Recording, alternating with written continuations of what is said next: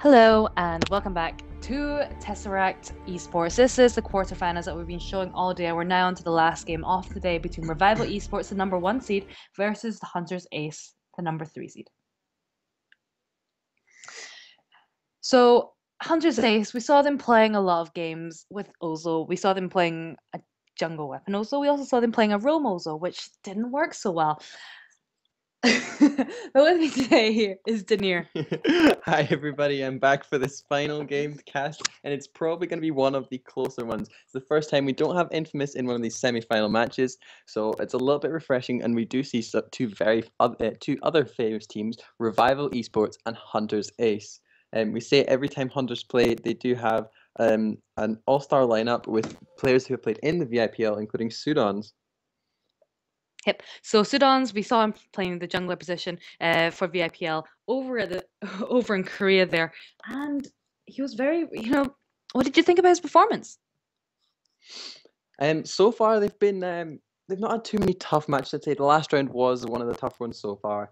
They seem to be sticking with that Ozo, like you said, a little bit unusual with their team comps. I really enjoyed the last round where they came out with a very innovative team comp. I believe that was the Crystal Crow they used.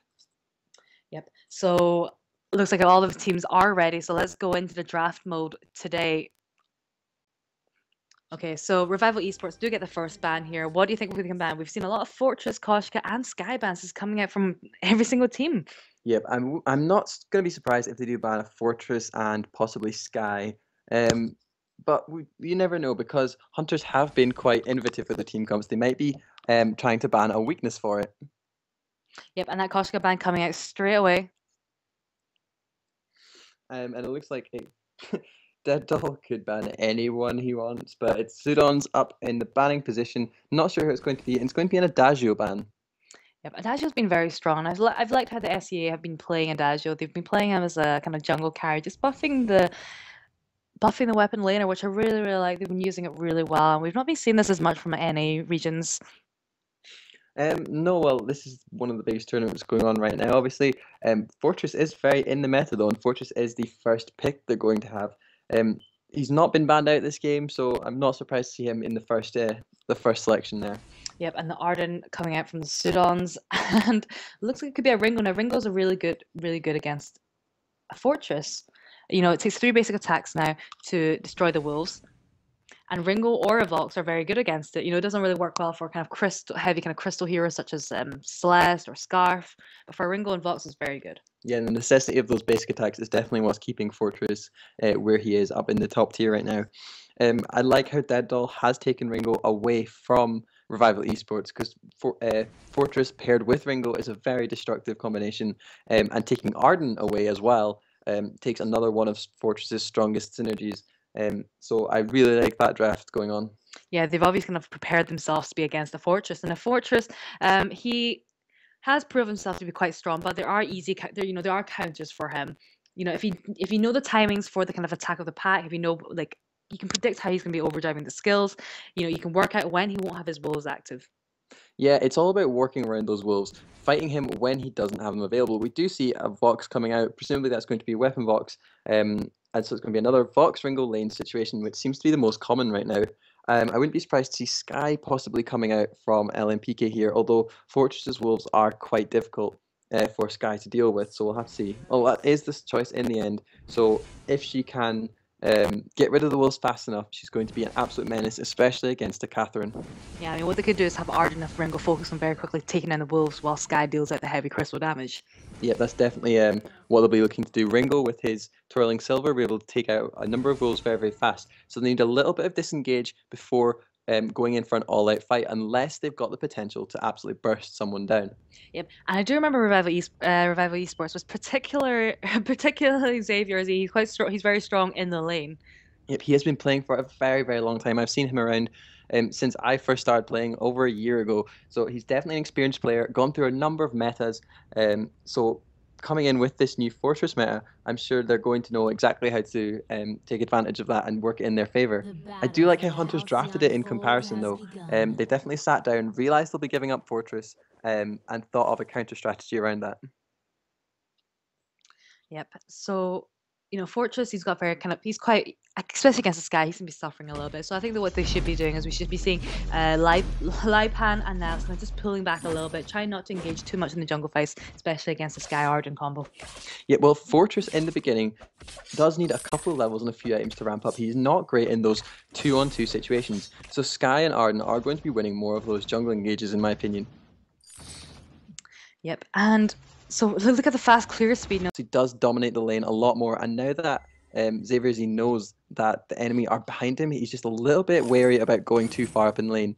What you saw there was the use of the pulse to check the bush, because he would have seen if anyone was hiding in there by the small markings it would have shown. Yep, so I think we're seeing Hunter's Ace doing exactly what they need to be doing, especially against this combo. And I think if they continue to keep this up, they have a very good chance. Well, there's Fortress face taking a bush from behind. Lipan taking a lot of damage. Nias just behind. Maybe it should have been the other way around. The way they entered the bush there. Maybe they didn't realize Sudons was there. They did let Dead Dog farm the backs alone, which I think was definitely the correct move. They want to keep LMPK safe. Farming into the late game, Ringo is going to have that advantage over Vox. Yeah, Niles getting a little chunked down there by the forward barrage, while Lipan is on his own in the jungle, in the back, you know, a bit of a vulnerable position. So I actually expect Dead Doll and Sudons to be going there to take advantage of the solitary wolf. It's a lone wolf so far, until he hits level 6 and gets some pack mates at least. But it looks like Nias is going to be hanging around in the lane a little bit more. Xavier Z maybe requested that, knowing that the jungle is not doing so well. Fortress will have to work on securing those back 3 camps. Doesn't have the speed boost right now, so he's a little bit slow in his mobility. Has gone for some double shields to begin with, but that just leaves him very open to some damage from this powerful Ringo, who now has a heavy steal. Yep, so Hunter's drawing ahead a little bit in goal. You know, it's only about 500, 600 at this point in time, so it's not too much, but they've had a promising start so far. And we're seeing a fight breaking out. Niles taking a little bit of damage, especially from the forward barrage. Looks like he's going to go down. They're now focusing on Lipan, who tries to jump to Ringo, but it's going to die in the process. And that was just so questionable from Lipan. He used his Truth of the Tooth, I believe is the second one, on Sudons on Arden instead, and Arden's just too tanky at this stage and didn't have any backup from his teammates, even to trigger that to burst him down before a fight started. So he didn't have any skills going into it, and didn't have any backup either. So I just think there's a little bit of miscommunication from Revival Esports there.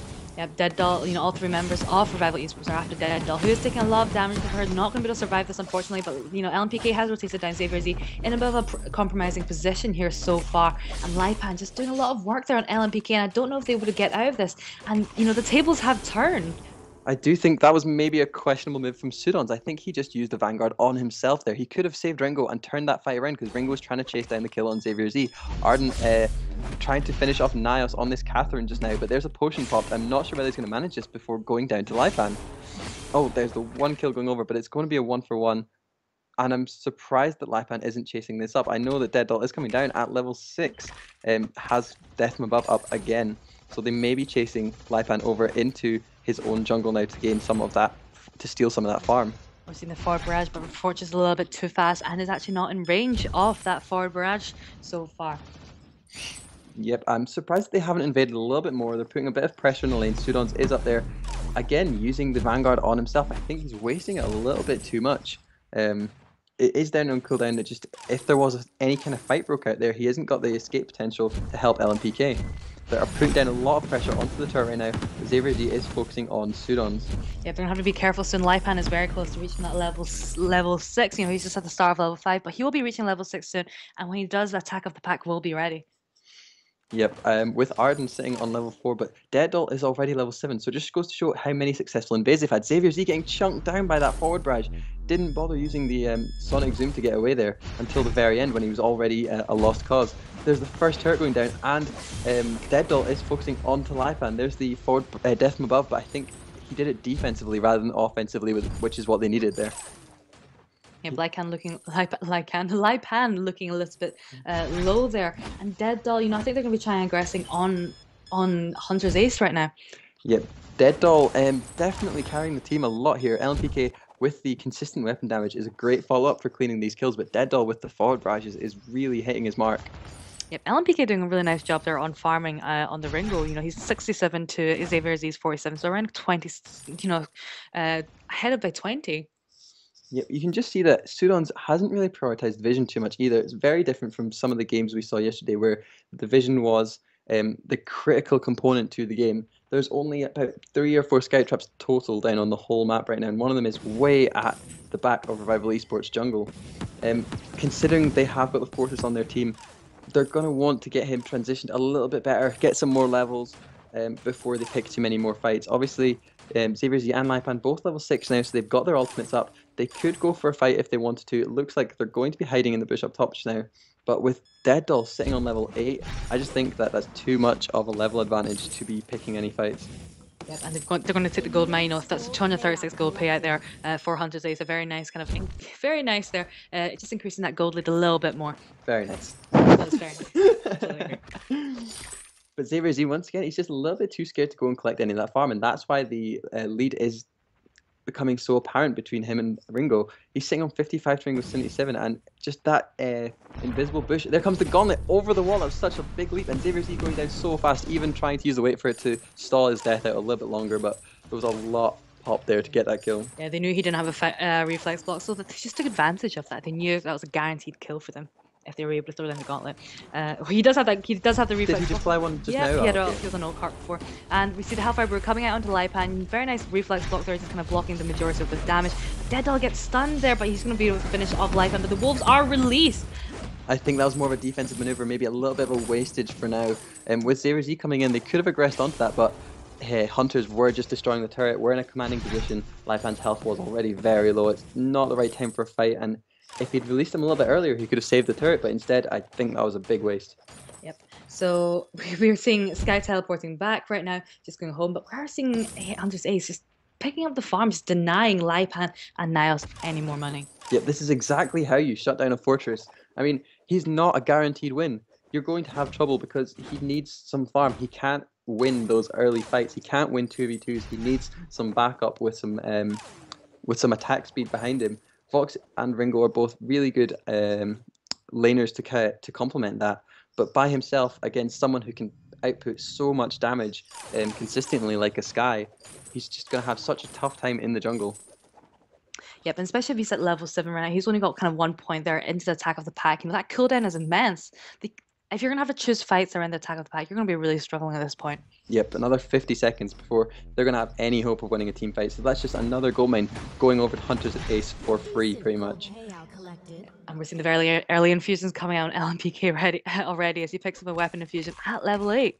And a Warhorn from Arden, so they're going to want to take advantage of the lead they've built up so far and secure kills, secure engages. There's a gauntlet coming down, stunning Niles immediately, and that damage before she can even get Stormguard bubble up was just incredible. LMPK with already a Sour Blade and working towards a Tyrant's Monocle. There's some crit in there already. The Warhorn used to rush the minions into the turret, but there comes the wait for it.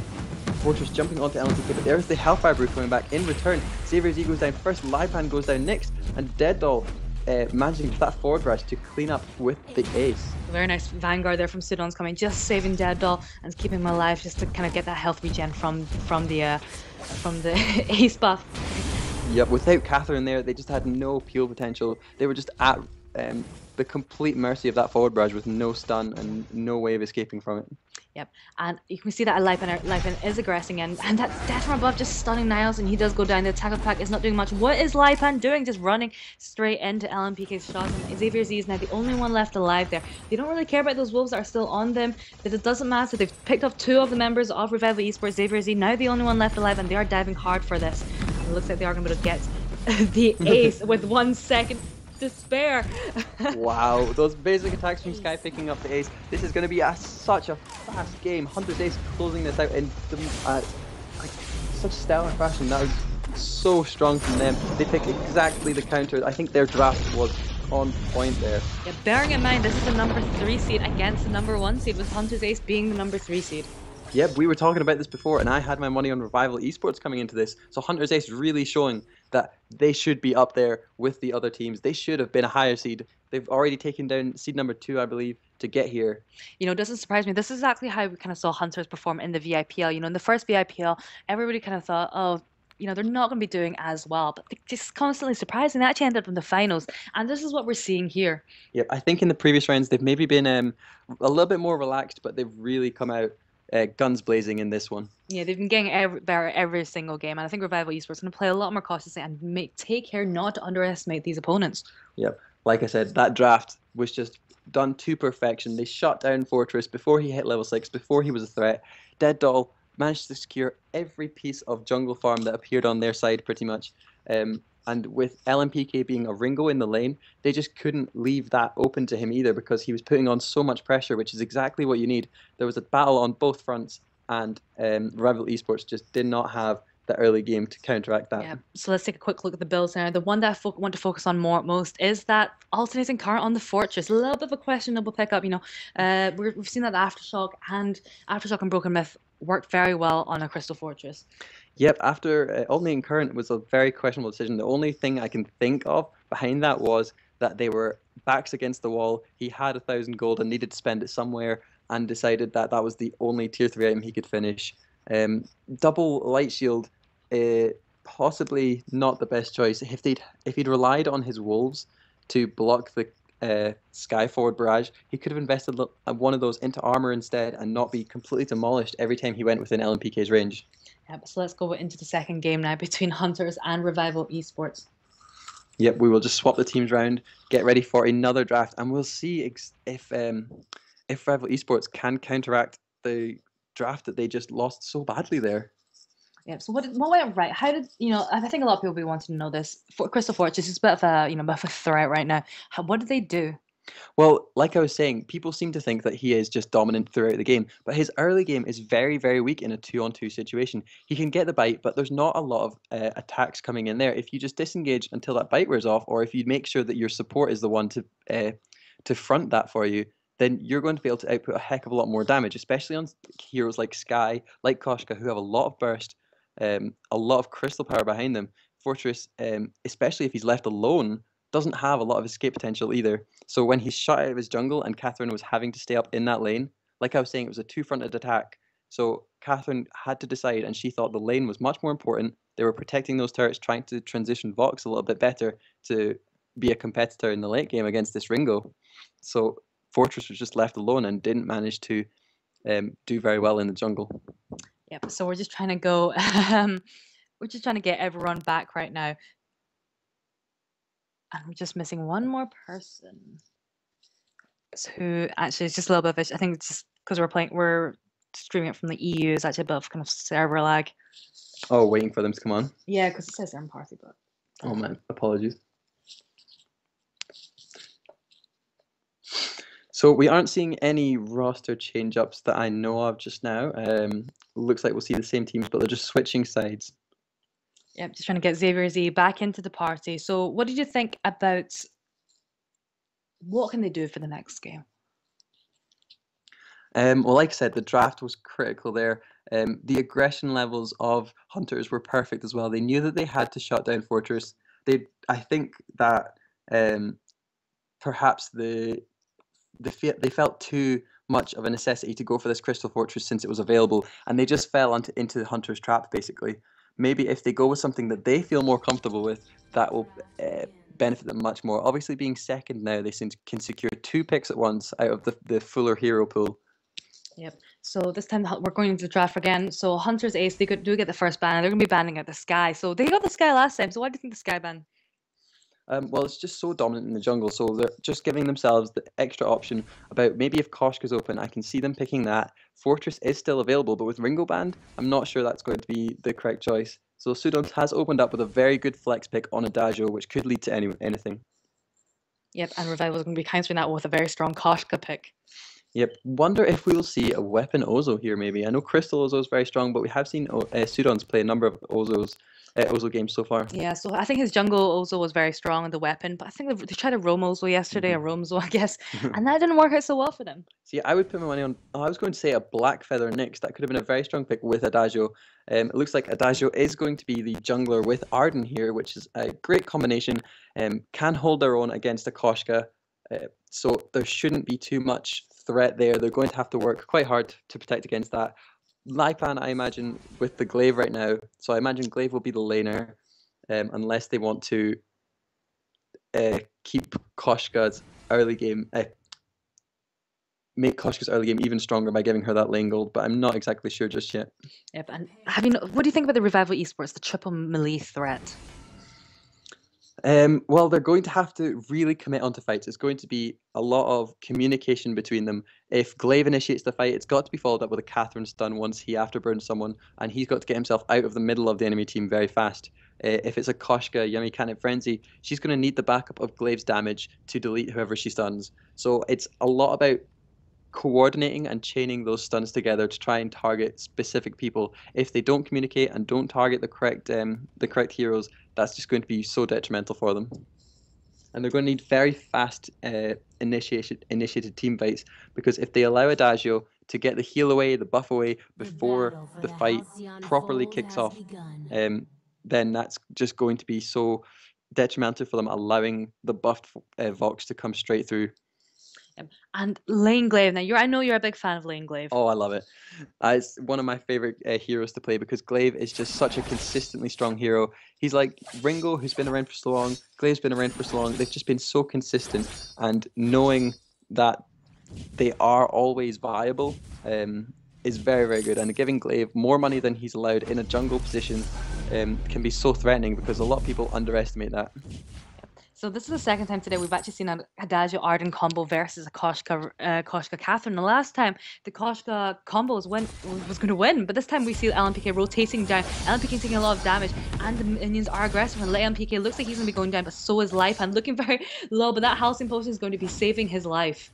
Yeah, without the Sonic Zoom yet on Vox, he just put himself right in the middle of that. I mean, like you're saying, triple melee threat. That's not where you want to be. He just put himself right in Koshka's range. She managed to use Twirly Death to get, I think, all 3 members. So that's 3 extra stacks of empowered attacks. So I think that was not the best plan. He did rotate down very well, but he's allowed Glaive to stay with the lane stalled, farming up. Yep, and we're seeing Sidon's coming into the lane, just harassing Xavier Z a little bit, and forcing the minions onto LMPK so he can actually kind of pick them up a little bit easier. Yep, so this will be the plan for Xavier Z, is if he can poke away at Arden, he'll bring the minions closer to him. He does have the afterburn to disengage at any point, though. That's the other benefit of Lane Glaive. It's like when Lane Rona was very prominent, she had into the fray, which was perfect for getting out of the fray. This way, Glaive has afterburn, which can put him directly out of any gank threat. So Dead Doll now in lane as well, giving the much needed heal there to LMPK. Yep, so far it's been quite quiet. Both teams on 4K. There's only 1 kill in it so far, which was more of a surprising jump from Koshka to initiate that fight. Maybe they thought if they were together as a 3, she wouldn't come in, but Koshka's early game power is unprecedented, really. Yeah, Revival Esports kind of hovering there, kind of just trying to secure that tri-bush there, and it looks like Sidon's has been caught in a bit of a sticky situation with the afterburn. He is being very caught and does not look like he's going to be making it out anytime soon. He does go down. Yep, tried to use the Vanguard to LMPK to get out of that, but it just leaves the jungle open to Lipan and Nios. But Dead Doll on Adagio has already managed to secure all 3 back camps, which is absolutely critical. We were saying that Adagio Arden can hold her own against Koshka, but not when they're separated. Adagio needs the peel from Arden to try and get away, and it looks like LMPK is being ganked in the lane. A lot of burst damage coming out from the afterbird, followed by the Koshka, and that is a very fast, another 3rd kill going over in favor of Revival Esports. Yeah, but Hunter's Ace just managed to stay in there. Dead Doll's just walking around into the middle of it, taking a little bit of damage there from Lipan, but Lipan getting a bit of tower damage, looking like he's a little bit weak himself. Sidon's just right in the middle, trying to pick up the kill there onto Lipan, and succeeds. Xavier Z and Nios forced to back off there. They actually pick up the kill onto Glaive there. Nios just trying to get into the safety of the tower. Sidon's diving very hard, and they do manage to pick up the kill there. And that's an ace. Adagio with the early game ace, killing all 3 members. I'm not sure if Arden managed to pick up any of those kills. I think he got one of them, but that was incredible. Like, Revival Esports just did not appreciate the early game threat that an Adagio poses. Like I was saying a minute ago, he does manage to hold his own against the Koshka, and it's because his early game is so strong. Level 2, I know he's level 5 right now, but those first few levels after level 2 are the strongest an Adagio can be. Yep, and what's really important for Hunter's Ace that Dead Doll has been, he's actually out farming Lipan at the moment. That's just because Lipan's not taking all of his jungle. He's giving a good decent chunk of it back to Dead Doll. Yeah, Earlier on, they were just floating around in the enemy jungle, not really invading, not getting much out of it, but LMPK getting another gank right now. There's the heal from Adagio, and Adagio's buffed himself, targeting Xavier Z. Lifeline going very, very low. LMPK looks like he's going to make it out of this one. Xavier Z also incredibly low. The bounces from Vox are going to finish him off, and another ace going in favor of Hunters. Very nice play there from Hunter's ace. So, you know, I think the combo that we're seeing from Revival Esports with the Catherine stun and the Glaive Afterburn is working, but I think Hunter's ace are onto them now. They're knowing how to take advantage of these kind of ganks. Yeah, there's just too much crystal power behind Adagio. That heal did so much for him, and paired with the Arden Vanguard, it's just very difficult to burst anyone down. And that was just incredible. Like Hunter's ace, they're really sticking to their name here and getting two of the earliest aces we've seen so far. 2 aces before 5 minutes. It's just incredible. Yeah. So, you know, what do you think Revival Esports have to do? Well, they had such a strong start. I mean, they're really throwing it away by making some poor decisions and not getting farm and objectives off the back of that. You see Hunters, that's their second ace they've managed. They got all 3 kills, which is critical, so that they could close it out and get 1 turret. And 5 minutes in, that's just swung the gold so massively in their favor. Having a Koshka now under-leveled against the enemy jungler is not going to be very good for them, especially with them all sitting on level 5. As soon as Koshka hits 6, they need to go for another pick. Probably try and take that Adagio out if Vox is still 5 himself. Yep, Deaddoll level 7 now is such a threat. You know, he's got that Verse of Judgment. You know, there's only 1 reflex block on Revival Esports, and it's on that Glaive. So, you know, that Verse of Judgment catches all 3 members of Revival Esports. It is a massive, you know, game changer. Yeah, but Adagio, if you think about the counterplay here, Koshka has hit level 6, she's got Yummy Cannon Frenzy. As soon as she sees Adagio channeling, she can stun him out of that and swing it in her team's favor. So it's a lot of play and counterplay coming into the next team fight now that everyone's hit a few good power spikes. Yep, and you know, it looked like we were going to see a team fight breaking near the minion mount, but I think what we saw is a Hunters realized that they didn't really want to be picking a fight next to that minion mount. Yep, it's definitely smart that they've retreated back to there. It's another team member on their side. It looks like Hunters have started the goal mine. Catherine is going to come a little bit too late. Does set off the scout trap after flaring there, but Sudons is going to chase her out alone here. He's just putting pressure on all by himself, even though Adagio is going all the way back to the back camps. Vox is rotating up from behind, and with the path to his lane farm safely secured by Sudons, he's not going to have a problem. He's just going to stall the lane out and starve Glaive up a little bit here. Yep, and meanwhile, the LMPK gets all the farm in the lane, but he's actually trying to get rid of it quite fast. Yep, Adagio and Glaive are actually sitting on the exact same farm right now. It just shows you how starved Glaive has been and how successful Deaddoll has been at securing his own camps with the threat of that Koshka. Revival just need to really work on farming and gaining gold more than anything. They had some really good plays at the beginning, securing some kills, but didn't get anything off the back of that, and they're suffering for it now. Yep. Xavier, he's trying his best to catch up on the farm. They're 49 to LMPK 71, so he's, you know what, about 22 behind. Yep, and Xavier Z also opting for that early tension bow. I think we saw it twice out of Infamous earlier in the day. And here goes another goldmine play. LMPK on that weapon bot is doing so much damage with the buff from Adagio. Boots from Sudons to catch Lipan and Xavier Z, but the rest of his team members haven't really joined him just yet. Here comes LMPK Deaddoll, but the afterburn is up. There's the disengage button. Oh, what gauntlet! Xavier Z did make it out with very low health. Nios having to trigger the Fountain of Renewal, but it's not enough to save him. It goes down far too fast. Yep, and it does leave Lipon and Xavier Z in a bit of a kind of sticky situation here as they are trying desperately to protect that second tower, but it looks like they're actually going to be going forward a little bit. Probably not the best idea. It does leave them a little bit open for a free kill. Yep, Deaddoll now pushing Xavier Z back. You just see again the buffed Adagio power, those chunks of health being removed from Xavier Z. Yep, he's having to use his afterburn to get out of range of those basic attacks coming out from Adagio. And now it's just Lipan joined by Nios to try and defend this turret, and that's not the best scenario. They're first putting damage onto her to force her back being a melee hero, and then taking as much turret damage as they can, taking down as much of the turret's health as they can. Second turret in favour of Hunter's Ace. Here comes Xavier Z bootsing in, still has afterburn available, but there's the Yummy Cannon Frenzy from Koshka. And the LMPK does look very low, and he does go down Lipan looking very low himself, hiding in that bush, but doesn't look like anyone's realised. Xavier Z on the run from Deaddoll and Sudon, but Catherine is being a massive nuisance to them, and It looks like Xavier Z and Lipan are going to make it back, but they are able to pick up the kill on Niall. So 1-for-1 trade, actually pretty good in Revival for Revival Esports. Yep, Koshka just made it out of there. Maybe if they disengaged much faster, Niles and Xavier Z could have both made it out. If she'd used Merciless Pursuit and he had his Afterburn up, they could have disengaged very fast against a pretty immobile Adagio. Yep, but they actually were able to pick up the kill there. It looks like Sidons is actually starting on the gold mine again. So just continuous gold going towards Hunter's ace here. It's just like every time they need it is go up to the gold mine and say, hey, can I have a little bit more? Yeah, here you go. Yeah, so that's 116 gold there going towards Hunter's ace. So that gold difference is now 5.9k now, going towards 6k. So that's a big advantage there for Hunter's ace in terms of gold and items. Yep, LMPK investing into a weapon infusion, same as he did last game. That's level 8, perfect time. Yes, so they are now at that kind of vital turret that is at the junction. And if that turret goes down, things will be looking very bleak here for Revival Esports. But again, it's been such a fast game. Last game was about 11.5 minutes. I can't remember the exact timing, but this 10 minutes and they're already at the turret at base. It's just complete shutout against the #1 seed as well. I kind of expected more of this game, but I think Hunters have just drafted so well against Revival Esports. Maybe Rival didn't spend as much time preparing for the game. Yep. So they're just kind of hovering near there. I think we're going to be seeing a team fight breaking out anytime soon. And I think this next team fight is going to be determining a lot.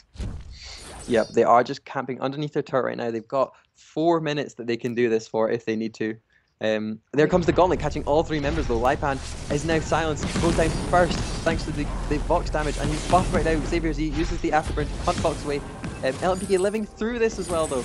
And there's the ace for Hunters again. Yep, and that third turret is now going to be going down. Vox was so close to dying there. I don't know if you noticed during that team fight. I think it was a clutch fountain coupled with some heals from Adagio that managed to get him through that. They could get a second turret for their efforts here though. Yeah, gosh, because it looks like they are going to be being able to pick up that second turret. Lipan looks like the Yummy kind of frenzy coming out to Dead Doll, and the Afterburn actually missing, but Lipan is the one that's going to be going down very low. And Sudon and Dead Doll now are the only ones left alive. Nios actually not doing too much right now, and the heal from Nios now should really stop chasing right now, to be honest. Yep, there's the Afterburn from Xavier Z onto Dead Doll. Xavier Z is just using that speed boost to now run away instead of hitting anyone. And meanwhile, Dead Doll and Sudon's can aggress onto this final turret. Glaive had to teleport home, but look at the damage coming out from Dead Doll. He's just staying safely out of the way, healing and buffing Arden, who's now onto the Vein Crystal alone. Look at the damage from Sudon's right now. Could he finish this off alone? I actually don't think he does. There are minions there, and he's actually surviving a very long time, but I don't think this is going to be game just yet for Revival Esports. They've managed to fend off Sudons. They managed to pick up the kill there, and that crystal is the only thing left now. I think that was all helped from Koshka's Pauldron managing to slow Arden down there. He might have managed it if she didn't get that off just now. Yep. So, they've given Revival Esports a little bit of hope there by picking up the kill onto Sudons. That gold difference, though, still at 7k. It's still a bit of a hefty difference there between the two teams. Yep. However, I feel like Revival Esports could pull this back. There is a new comeback mechanism, which was nerfed slightly in the last patch, but they're going to have to work really hard. We're going to see a lot more teamwork coming out from Revival Esports. Yep, just the level disadvantage, and Vox sitting on 2 infusions right now is definitely going to secure the next team fight. I don't think Revival Esports should be looking to do anything right now. The gold mine is sitting full. All of Hunters are sitting in the lane, and it looks like Revival Esports are going up to try and initiate a team fight. Yeah. There's the gauntlet coming down, trapping only Xavier Z in. There's the silence from Catherine. And Dead Dow is now caught out of the gauntlet, looking very low versus Judgment. Actually, Yummy kind of frenzy isn't going to be enough, and Koshka's going to be going down. This is going to be game for Hunter's ace. So Hunters will be the 4th and final team moving forward to the semi-finals on Saturday. Yep, that was just another incredible showing from Hunters. They're going to destroy this Vein Crystal in a matter of a second or two, and that will be second game going to them, a 2-0 sweep, and that is 2 of the fastest games we've seen today. Yep. Well, not quite the fastest. Have you seen some of those infamous games?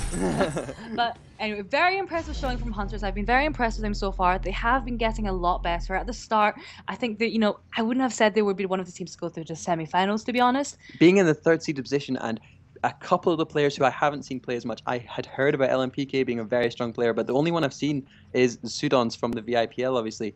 But I just think that synergy, the team compositions, the drafting, whoever's behind their draft strategy, all credit to them. They've come out and pretty much secured both games before they'd even started. Yep, so let's have a quick look at the builds here. So Sudan with that bone saw. What do you think that was for? It gave him a little bit of attack speed, which is good for the blood for blood. Yeah, definitely. It was probably why he was doing so much damage to that Bane Crystal at the end. Koshka did have the Atlas Pauldron, but there wasn't a lot of defense on the rest of the team. That's probably why he opted to go for a little bit of attack speed so that he could help with the damage. They were so far in the lead that they could do that. Yep. And Dead Doll, I think LMPK and Dead Doll did a fantastic job. We saw some really nice rotations from LMPK at the start because let's be honest, Revival Esports did have the early game advantage with that Koshka on the team. But what we saw was that LMPK came down earlier. We saw a lot of 3v2 situations. Yeah, the rotations were much better. LMPK didn't really miss out on too much farm either. He's sitting on 142 CS. He managed to stall the lane very successfully against this glaive, so pretty much almost doubled his farm. And with the support of Adagio, they just had more sustain throughout the game. Didn't have to go home as much. Had the heals with a Shatter Glass behind it. Those buffs would have been doing so much damage. With a Sword Blade, crit, and attack speed, double infusions. LMPK was just an absolute monster there. Yep, so very nice games that we have seen today. So just to recap for everyone about the games that we have seen. So the first game we had was between Infamous Spectre versus Mega Empire, with Infamous Spectre moving forward to the semi-finals. Second game was Infamous Stigma against Paradox Insomnia X. Once again, Infamous going through in a 2-0 sweep. So that's the second team going through to the semi-finals tomorrow. And we just saw, we also saw Infamous Legion versus Victoria's Secrets, with Infamous Legion again going through to the semi-finals, guaranteeing Infamous with all three of their teams to be in the semi-finals. And the only non-Infamous organization team to be going through, we just saw Hunter's Ace, who are going to be one of the strongest competitors in there. They are still in this competition. We will hopefully see some kind of upset from them to maybe knock out one of the Infamous teams as well, be the first one to pose enough of a threat to them and maybe make it through to the final. We'll be back next weekend with those matches, though. Take care, and we'll see you next weekend.